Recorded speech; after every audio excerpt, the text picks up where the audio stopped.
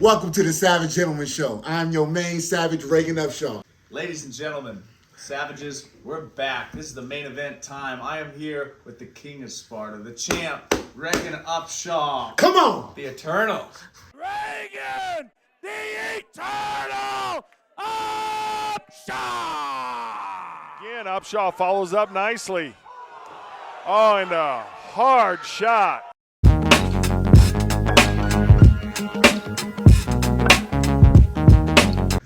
In the house. We're talking Alex Pereira versus Rountree. Robin, what you got for these two? Main event, light heavyweight title on the line. Khalil Rountree steps up in the rankings to fight somebody he called out. Who calls out Pereira? Khalil Rountree wants the smoke and he's going to get it. The most fascinating thing to this matchup for me is that Khalil is a southpaw. When Yuri Prochaska fought against Alex Pereira the second time, he tried consistently switching to southpaw with the hope, in my mind, of taking away that closed stance calf kick that Alex Pereira hits everybody with and hurts everybody with. And the left hook, try to get a little farther away. Instantly, Pereira adjusted by fighting the lead hand, still hitting his calf kick, but adds a little step-up calf kick, so still hitting it on the outside. And now, instead of hitting a body jab where his head would be dipping towards the danger side, he's hitting a snap kick or a round kick from that southpaw. So he's still firing his weapons. He adjusts really quick. I'm interested to see the open stance, the southpaw from Khalil, but I think Alex is going to adjust to it very quickly.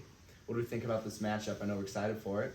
First off, if there was ever a fight for the fans, for those who don't watch MMA, who aren't paying attention too much, for the casuals, this is a fun fight. And if anything, it's going to end in some violence. I do know that. Khalil Rountree, I'm a fan of his style. I think he's violent. I think he's very explosive. He trains a lot out of Thailand, so he's got a great Muay Thai. And, I think his story is really inspiring. He used to be overweight, 300 pounds. And it just, for anybody who's been through adversity where life has kind of hit them, they've been very lost, I think he speaks to that crowd, and which, I can speak for myself. I've been in that crowd at some point myself, so I can really respect that and showing, hey, it's not where you start, it's where you finish. So I'm a fan of Khalil Rountree, of how he dogs out opponents, how he fights and what he stands for. He also seems like an interesting cat. When it comes to Alex Pereira, AP, listen, you don't have to know about fighting. You don't have to know about MMA. You can see that man and say, that's a killer. And the reality is this. I don't think the southpaw is much, the southpaw challenge is much of a challenge for him. I think he's seen it all. He's seen it all. He's seen it all. He's had so many kickboxing fights. He's fought the best in the world. And also, I would say, have you ever seen that situation where you have such a high skill set, but sometimes when you fight opponents, some opponents you don't even have to show that.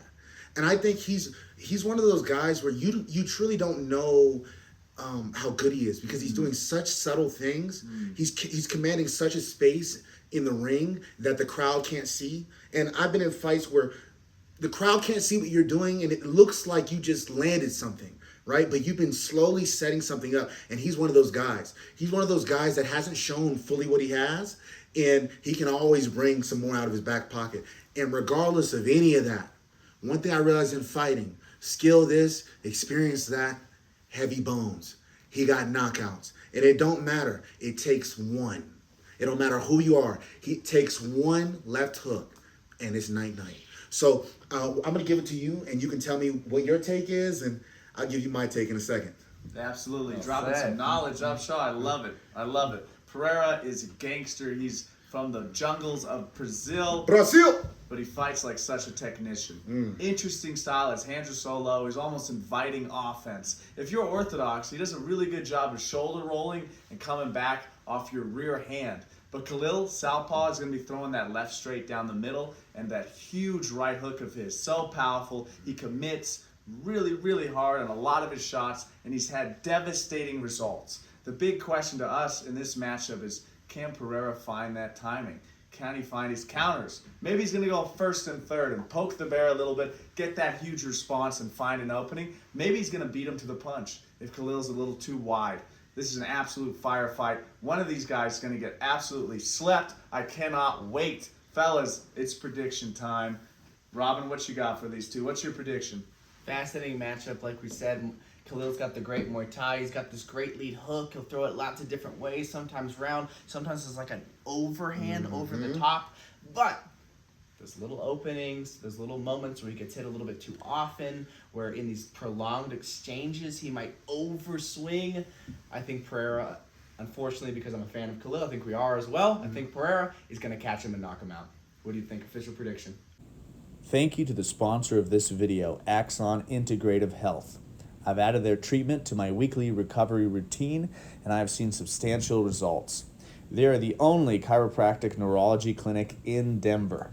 If you have any pain or discomfort, give them a call and try Axon today.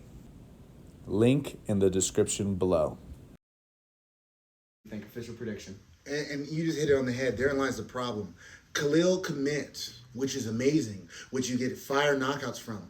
But when you commit against a guy like Pereira, if you are out of position, that's one mistake and it's over with. I also think there's a length and height discrepancy in this fight. I think Khalil has to get in close. He has to close the range, which is a very hard feat for anybody. 6'4", 6'4", commanding presence, violent Pereira. And you know what also? This is another, like we said, this is a fight at altitude. And if you watch Pereira, he's very poised in there. Even though there's violent finishes, he's very poised. He commands the ring. He commands attention. And guess what? That's going to make a huge difference. He's not gassing out. He's not burning out. He's patient. He's calm. You're freaking out because Yeah. he's getting in your space. Absolutely. And guess what? If you've ever been pressured or if you've ever been someone pressuring somebody, it doesn't matter who you are. Walking someone down, it commands your attention and it takes energy. So if I'm going to go with anybody, I'm going with Alex Pereira by knockout, violent knockout. And I think this is one for the fans. You know, rooting for Khalil Rountree, rock out with the story, but this is a different beast. That's my take.